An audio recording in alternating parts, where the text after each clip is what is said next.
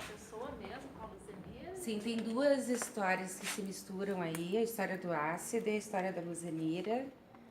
E eu fiquei encantada com esse nome, que é de um personagem real, a Luzanira é negra.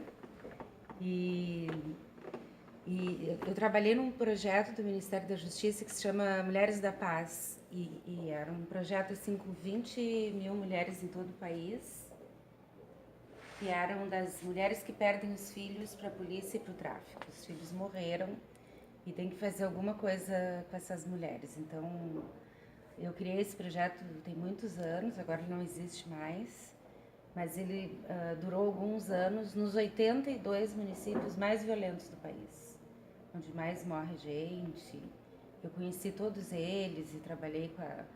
Então, eu fiquei 4 anos ouvindo histórias e não sabia o que fazer com aquelas histórias. E todo mundo me dizia, mas tu tem que escrever, tu tem... E não saía, né?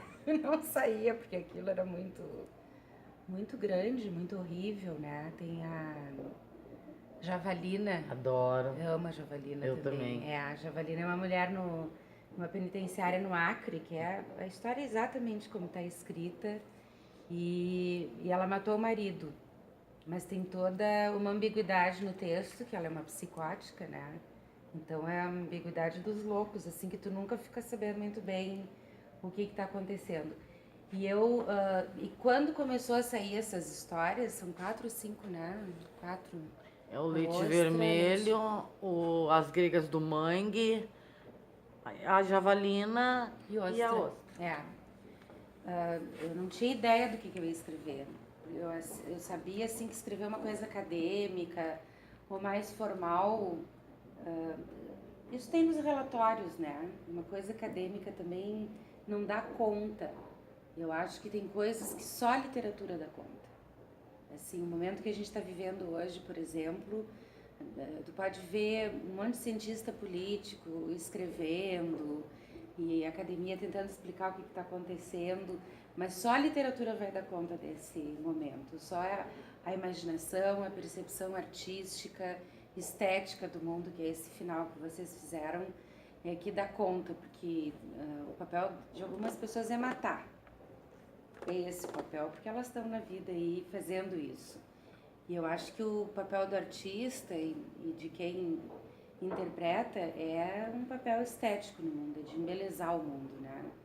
Então, não tem beleza na violência, mas tem a possibilidade de consciência e da nossa capacidade de empatia e de afeto com essas pessoas que moram nesses lugares e que vivem uma guerra civil eterna, né? Essa coisa assim, a violência do Iraque, da Síria, de não sei onde, a violência no nosso país, né? Onde tem um número de mortes por ano que é exatamente o número de um país que está em guerra.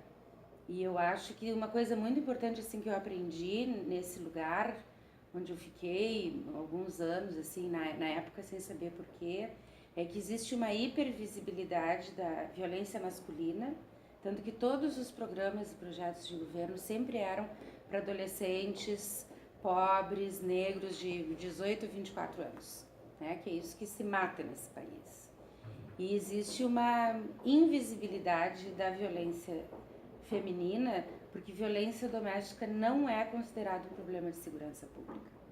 E é um problema de segurança pública, né? É um problema muito sério que afeta todas as mulheres. Então, a história do ácido, ela é verdadeira. E a história dessa consulta também me foi contada por uma mulher. Então, foram 4 anos, assim, escutando quase 20 mil mulheres e teve um momento, assim, que eu não aguentei mais e não tenho muita vontade, assim, de voltar a trabalhar com isso, né? Que foi... É muito... Acho que tem umas pessoas, assim, que são mais talentosas do que eu para fazer isso, né? O meu lugar é o lugar de escrever mesmo, mas teve uma véspera de Natal, como agora, né? Que a gente está nessa véspera de Natal, que é só amor. E eu estava num lugar chamado... é pertinho de Vitória, no Espírito Santo, a Nova Rosa da Penha, que é um lugar que foi uma ocupação nos anos 80 E, e até que a prefeitura se deu por vencida, né? Que aquilo ali tinha que urbanizar e se tornar uma cidade, enfim. Então, o trabalho de capacitação que eu sempre fiz com essas mulheres era de começar uma conversa. Foram elas que fizeram o projeto, porque eu levei 300 mulheres de comunidade de todo o país para Brasília para elas fazerem um projeto. Era um questionário autorrespondido do que elas queriam de um projeto de segurança pública.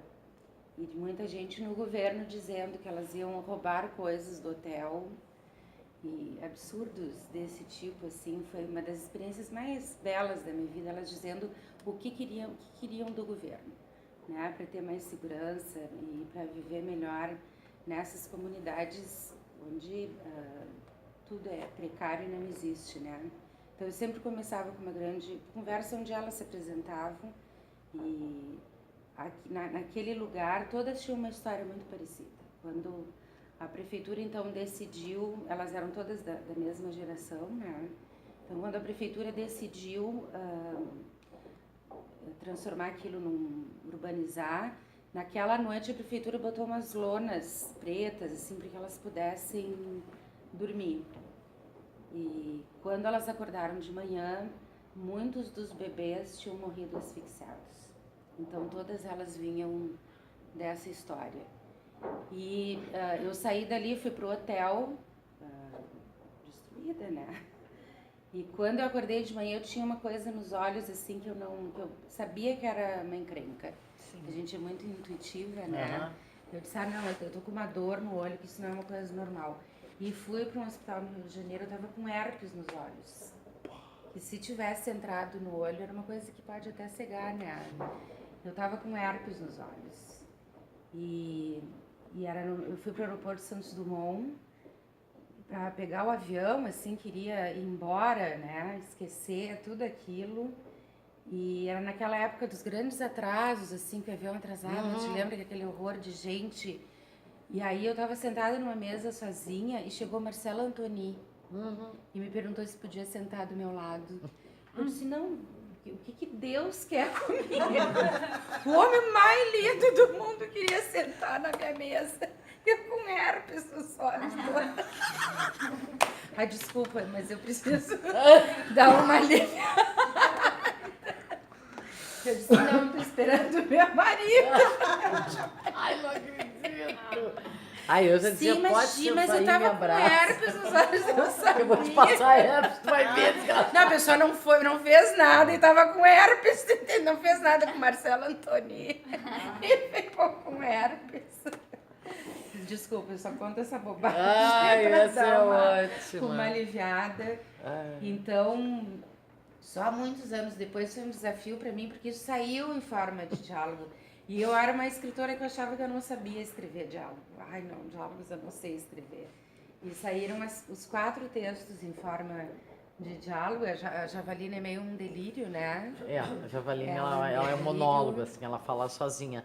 A Javalina, ela tem uma característica que ela conta 3 vezes a mesma história. Assim como Boca de Ouro, do Nelson Rodrigues, que ele vai contando 3 vezes a mesma história e cada vez ela vai mudando um pouco. Na primeira história, ela é ai, minha filha, não sei o quê. Na segunda, ela já começa a dizer que a guria tá falando em cima do marido, né? E na terceira, ela surta total, assim. Então, ela vai mudando a história que ela conta para a psicóloga, né, da prisão lá. E a Javalina existe, eu estive com ela numa prisão, conversei com ela me contou toda a história exatamente assim.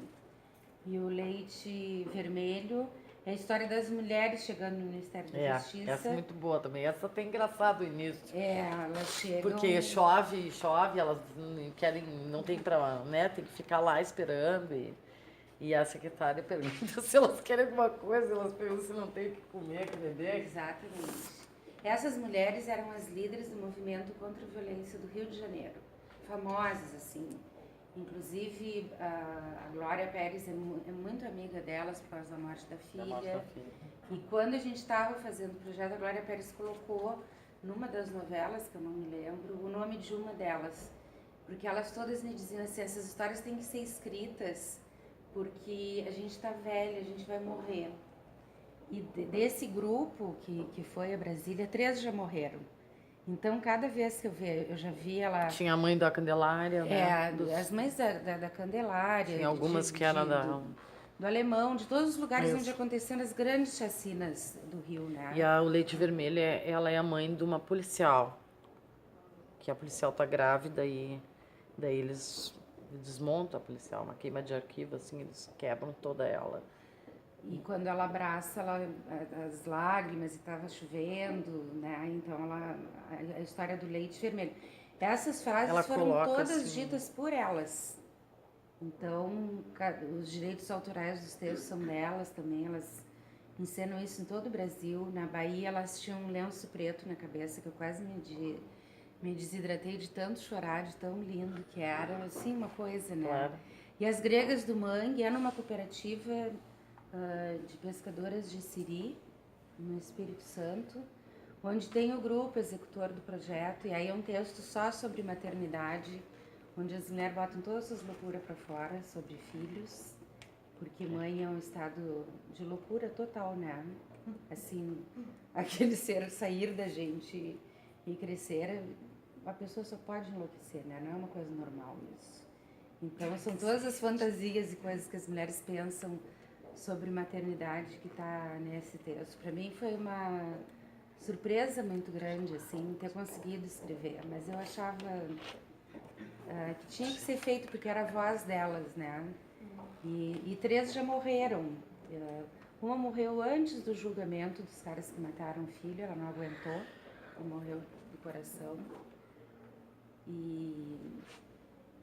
E outras morreram em função de problemas de saúde muito crônicos, assim, por causa da depressão, dessas histórias, né? Mulheres maravilhosas, que mudaram a minha vida, assim, maravilhosas. Então, eu achava que devia isso, né? Essa fala, que é uma fala que pouca gente ouve, mas que a gente, às vezes, pode fazer só um pouquinho mesmo, né? Como é que tu descobriu essas mulheres? É por causa do projeto Mulheres da Começou Paz. a fazer o projeto e foi buscando... Na verdade, esse projeto chamava Pronasce, que era um programa nacional, era um ali na frente de casa. programa nacional de segurança com cidadania criado pelo Tarso Genro. E eu era assessora do Tarso. O Tarso fez 12 colóquios de consulta à sociedade civil para fazer um projeto de segurança pública. Então, ele consultou delegados de polícia, secretários de segurança. Essas pessoas chegavam em Brasília às 8 da manhã e conversavam até o meio-dia, pegavam o avião e iam embora. E aí colocavam num quadro muito...